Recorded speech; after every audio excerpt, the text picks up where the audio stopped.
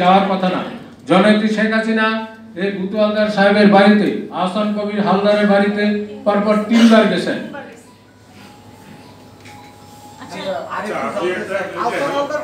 মুক্তিযুদ্ধের সময় কি করেছিলেন? হ্যাঁ, মুক্তিযুদ্ধের সময় আহসান কবির হালদার তো ছোট।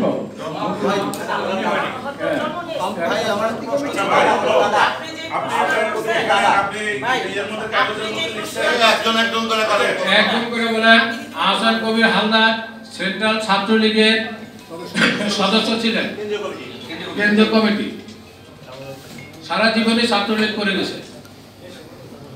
আচ্ছা, আপনি এখানে বললেন যে পকেট কমিটি দেওয়া হয়েছে, আপনাদের কমিটি যেটা জমা দিয়েছেন সেটা পকেট কমিটি মানে আপনাদের প্রস্তাবনার বাইরে ভোটের বাইরে। আমি বললাম ওখানে 40 জন নতুন সদস্য ইনক্লুড করা হয়েছে। 40 জন নতুন সদস্য ইনক্লুড করা হয়েছে এই কমিটিতে। তো একটা কমিটিতে 40 জন।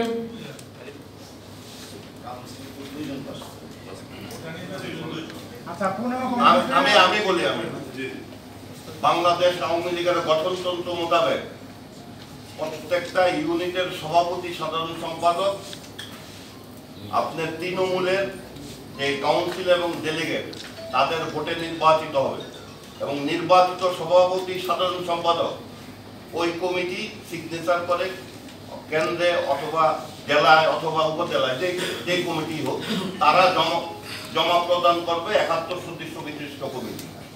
নির্বাচিত সভাপতি, সাধারণ সম্পাদকের সিগনেচারে ওই 71 কমিটি জেলার বরাবরে আমরা আমাদের নির্বাচিত কমিটি, প্রস্তাবিত কমিটি জমা দেব। আমাদের সেই কমিটিকে 2 বছর তাল বাহানা করে এই কমিটির মেজরিটি বেশিরভাগ সদস্যকে বাদ দিয়ে যারা বিগত নির্বাচনে নৌকা মার্কার পক্ষে ইলেকশন করে নাই এবং যারা আওয়ামী লীগের শেখ হাসিনার হাতকে দুর্বল করতে চায়, যারা এই গত উপজেলা নির্বাচনে, এটা আমাদের নবনির্বাচিত উপজেলা চেয়ারম্যান আছে, যারা গত উপজেলা নির্বাচনও এই উপজেলা চেয়ারম্যানের সাহেবের প্রার্থীর সাথে জামানত বাজেয়াপ্ত হয়েছে, তাদের সাথে ষড়যন্ত্র করে। এবং আপনারা সবাই জানেন যে আজ থেকে 20 বছর আগে আমাদের বিক্রমপুর আওয়ামী লীগ বিদ্বেষী ছিল। এই আমাদের জননেত্রীর অত্যন্ত কাছের মানুষ, আমাদের প্রিয় অভিভাবক শাগুফতা ইয়াসমিনের নেতৃত্বে আমরা এই বিক্রমপুর মাটিতে আওয়ামী লীগের উর্বর ভূমি হিসাবে প্রতিষ্ঠিত করি।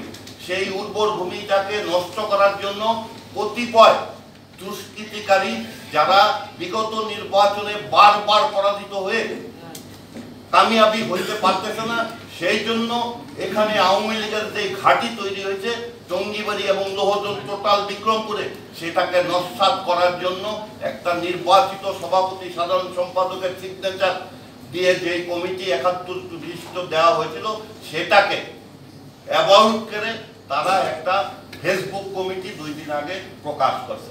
আমরা জেলা কমিটিও আছে, জেলা কমিটির সবাই এটার সাথে জেলা কমিটির কাছেই তো আমরা জমা দিচ্ছি, জেলা কমিটির কাছেই প্রস্তাব করছে, জেলা কমিটি এইটা করছে। আমাদের দাবি, যেহেতু আওয়ামী লীগের গঠনতন্ত্র বিরোধী কাজ হয়েছে, আমরা আওয়ামী লীগের সভাপতি, আমাদের মাননীয় প্রধানমন্ত্রী এবং আওয়ামী লীগের সাধারণ সম্পাদক আমাদের সেতুমন্ত্রী ওবায়দুল কাদের সাহেবের দৃষ্টিগোচরের জন্য আমরা আজকে আপনাদের মাধ্যমে তাদের দৃষ্টিগোচর হতে চাই। আমাদের সাথে যে অন্যায় করছে আমরা এটার বিচার চাই।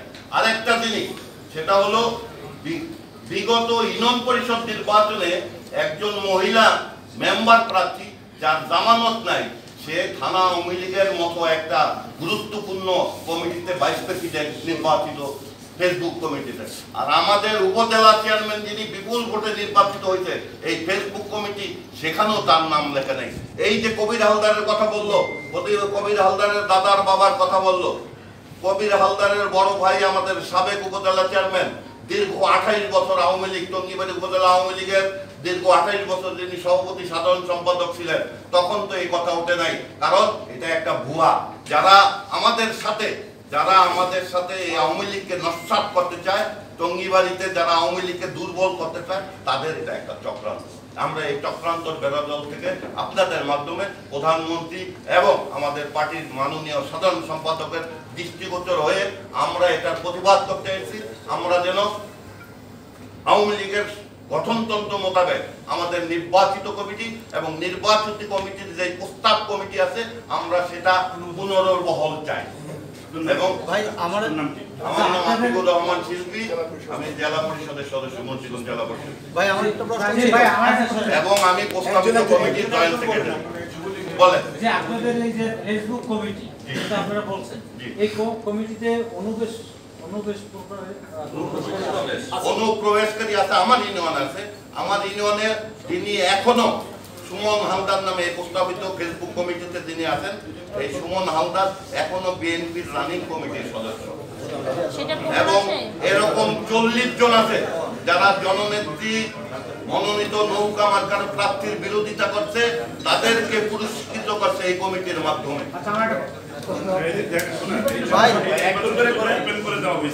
এখানে তো দল থেকে কোনো মনোনয়ন দেওয়া হয়নি কাউকে, তাহলে দলের বিরুদ্ধে কি কেন মনোনয়ন দেন? আপনার জাতীয় সংসদ নির্বাচনে নৌকা প্রতীক দিচ্ছে না? জাতীয় সংসদে দিয়েছে কিন্তু উপজেলা জাতীয় সংসদ থেকে তো আরম্ভ হয়েছে পরাজিত প্রার্থীরা। আমি কিন্তু বলছি বিগত নির্বাচনে পরাজিত প্রার্থী যাদের জামানত ছিল না। উনি একজন নির্বাচিত করার জন্য ওনার কি কোনো সতর্ক করা হয়েছিল যে কোনো সংগঠন বিরোধী কোনো কর্মকাণ্ডের কারণে? কোনো সতর্ক করা হয়নি।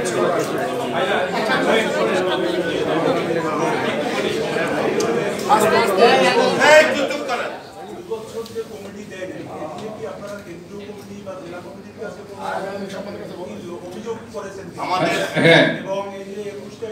আমাদের অজস্র অভিযোগ করা আছে, যারা যেহেতু আমাদের এই ঢাকা বিভাগের দায়িত্বপ্রাপ্ত সাংগঠনিক সম্পাদক মির্জা আজম সাহেব ওখানে উপস্থিতি থেকে এই কাউন্সিল ভোটে নির্বাচিত সভাপতি সাধারণ সম্পাদককে সে ডিক্লেয়ার করে আসছেন মাইকে। এটা ওনার কাছে বারবার বলা হয়েছে যে আমাদের এই থানা আওয়ামী লীগের সভাপতি সেক্রেটারি মহোদয়ের সিগনেচারের যে কমিটিটা প্রস্তাবিত কমিটি জমা দেওয়া হয়েছে এটা আমাদেরকে দেওয়া হচ্ছে না, আমাদের সাংগঠনিক কার্যক্রম চালাইতে ব্যাহত। ওনারা আমাদেরকে মৌখিক নির্দেশ দিচ্ছে যে এই প্রস্তাবিত কমিটি তোমরা দিছো, ততদিন পর্যন্ত ওনারা যদি তোমাদেরকে অনুমোদন না দেয় এই কমিটি তোমরা কাজ করে যাও। এবং ওনাদের যে ফেসবুক কমিটি সেটাও আমরা কেন্দ্রে অলরেডি আমাদের বিভাগীয় সাংগঠনিক সম্পাদকের দপ্তরে জমা দেওয়া আছে। উনি একজন নির্বাচিত সাধারণ সম্পাদক, ওনাকে বাদ দিয়ে যে কমিটিতে হলো উনি কি এমন মানে ভুল করলেন বা সংগঠন বিরোধী কাজ করলেন যে যার কারণে আমরা বাদ দেওয়া হতে পারে বলে আপনারা মনে করেন? আমরা সবাই এখানে যারা আসছি, সাংবাদিক ভাইয়েরা ছাড়া আমরা যারা গ্রাম থেকে আসছি, আমরা সবাই তৃণমূলের রাজনীতি করি। সংগঠনের একটা বিধি বিধান আছে, এমন কোন বিধি বিধান আহসান কবির হাওলাদার পড়ে না যেন যে তাকে সংগঠন থেকে বিনা কারণ দর্শনে, বিনা কারণে এবং 2 জন সাধারণ সম্পাদক প্রার্থী মিলে যেই ভোট পাইছে তারও দ্বিগুণ ভোট কবির হাওলাদার, আহসান কবির হাওলাদার পাইছে।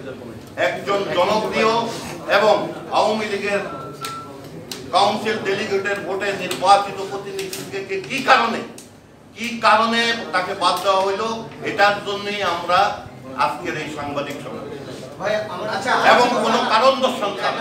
সেটা হচ্ছে যে আহসান কবির সাহেব মানে স্থানীয়ভাবে বিষয়টা আপনারা জানেন তিনি দ্বৈত নাগরিক, কানাডায় তিনি বেশি সময় অবস্থান করেন। এখন আওয়ামী লীগের মতো একটা এত শক্তিশালী দলের মধ্যে সরকারের আমি আপনার এই কথা রাখতে পারবেন, তিনি যদি কানাডায় যদি অবস্থান করেন তাহলে সেই ক্ষেত্রে আমি আপনার এই প্রশ্নের সাথে দ্বিমত পোষণ করি। কবির হালদার দ্বৈত নাগরিক না, ওখানে থাকার মতো তার ওয়ার্ক পারমিট আছে, কিন্তু সে দ্বৈত নাগরিক না। এটা হলো আপনাদের ভুল ধারণা। সে দলের প্রয়োজনে মেজরিটি সময় সে বাংলাদেশে থাকে। যেহেতু তার স্ত্রী সন্তানরা কানাডায় অবস্থান করে, সেহেতু অন্তত বছরেও না 2 বছরে একবার 15-16 দিন থাকে, যেটা আমাদের দেশে যারা বিত্তশালী এবং যারা ভালো ব্যবসা করে প্রত্যেকের ছেলেপেলেই বিদেশ লেখাপড়া করে, তারা তাদের ছেলে এবং সন্তানদেরকে সময় দেওয়ার জন্য বছরে একবার হলেও যায়। সেটাও কবির হালদার চায় না।